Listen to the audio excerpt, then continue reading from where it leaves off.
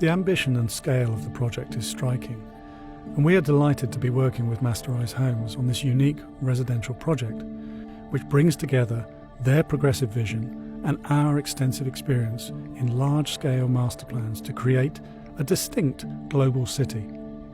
This will be our first township in Vietnam, and we are excited to extend our footprint in the country.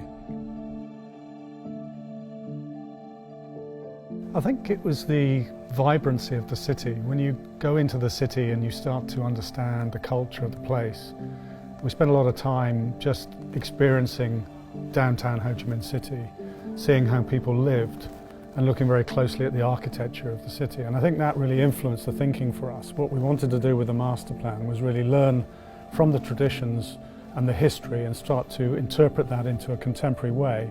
So still retain some of the traditions and history, but also create a modern master plan that suits the needs of today's living.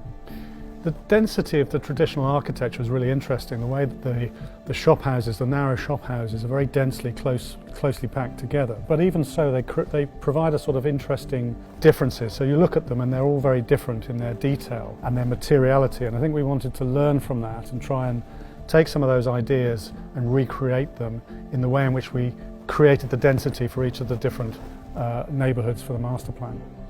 So it's not just the activity on the street or the architecture, it's also interestingly the activity of life that happens on the upper levels, in particular the roofscape. So it's activating the whole of the city in three dimensions almost.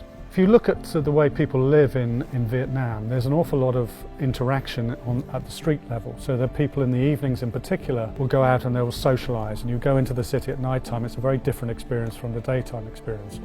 Similarly here, we wanted to allow people who live and reside in this in the global city to actually be able to interact with one another at a street level, and we create these spaces at the front of the properties that allow people to meet their friends and neighbours and engage in a very sociable and community way.